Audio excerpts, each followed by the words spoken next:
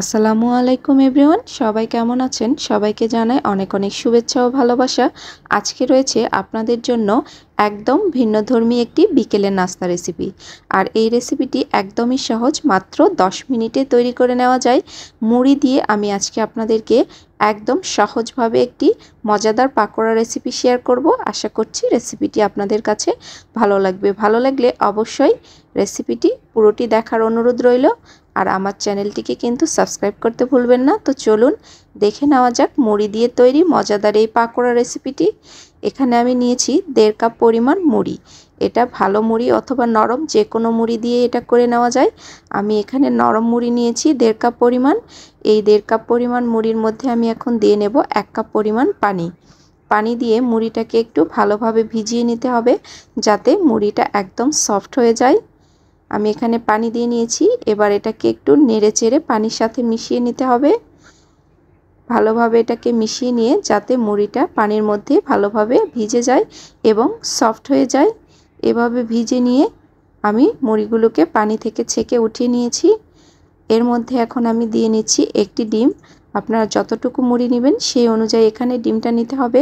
আমি এখানে 1.5 কাপ পরিমাণ মুড়ি নিয়েছিলাম, এখানে একটি ডিম ব্যবহার করছি।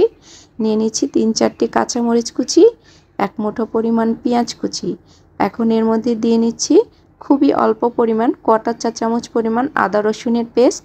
আর দিয়ে নিচ্ছি চাট মশলা 1 চা চামচ পরিমাণ, লবণ স্বাদ মতো। চাট মশলা না থাকলে আপনার এখানে গরম মশলার গুঁড়োটাও ব্যবহার করা যাবে।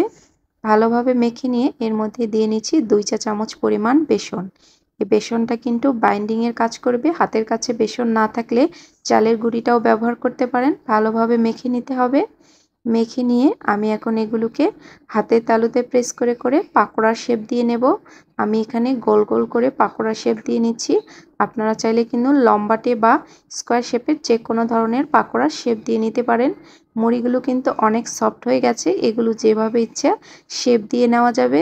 জাস্ট আমি এগুলোকে একটু প্রেস করে করে ভালোভাবে পাকোড়ার শেপ দিয়ে বানিয়ে নেব।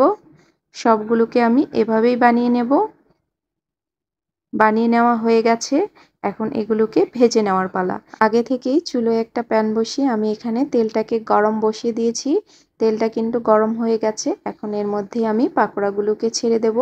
তেলটা কিন্তু অনেক গরম নেই, খুবই অল্প পরিমাণ গরম হলেই এর মধ্যে পাকোড়াগুলোকে দিয়ে দিতে হবে। সবগুলোকে পাকোড়া দিয়ে নিয়েছি। এখন চুলো জালটাকে অবশ্যই মিডিয়ামে দিয়ে পাকোড়াগুলোকে ভেজে নিতে হবে। এইভাবে এগুলোকে ওলট পালট করে 6 থেকে 7 মিনিটের মতো ভেজে নিতে হবে। আমার রেসিপিগুলো যদি আপনাদের কাছে ভালো লেগে থাকে অবশ্যই আমার চ্যানেলটিকে সাবস্ক্রাইব করতে ভুলবেন না, এবং যারা আমার ফেসবুক পেজ থেকে দেখছেন নতুন নতুন আপডেট পেতে অবশ্যই পেজটিকে ফলো দিয়ে রাখবেন। এভাবে পাকোড়াগুলোকে একটু সময় নিয়ে ভেজে নিতে হবে। গোল্ডেন কালার আসা পর্যন্ত পাকোড়াগুলো কিন্তু ভাজা হয়ে গেছে। এবার এগুলোকে তেল থেকে উঠিয়ে নেব। দেখুন কতটা সুন্দর হয়েছে। এগুলো খেতে কিন্তু অনেক মজাদার হয়। একবার তৈরি না করলে এর স্বাদটা বুঝতে পারবেন না। মুড়ি দিয়েও যে এত মজার বিকেলের একটি নাস্তা তৈরি করা যায়, আপনারা একবার তৈরি করে দেখবেন। অসম্ভব মজাদার এই মুড়ির পাকোড়া। আমি একটা পাকোড়া ভেঙে দেখাচ্ছি। দেখুন কতটা ক্রিস্পি আর মুচমুচে হয়েছে। এগুলো কিন্তু অনেকক্ষণ মুচমুচে থাকে। একবার ট্রাই করে দেখবেন, খুবই মজাদার এই পাকোড়া। আল্লাহ হাফেজ।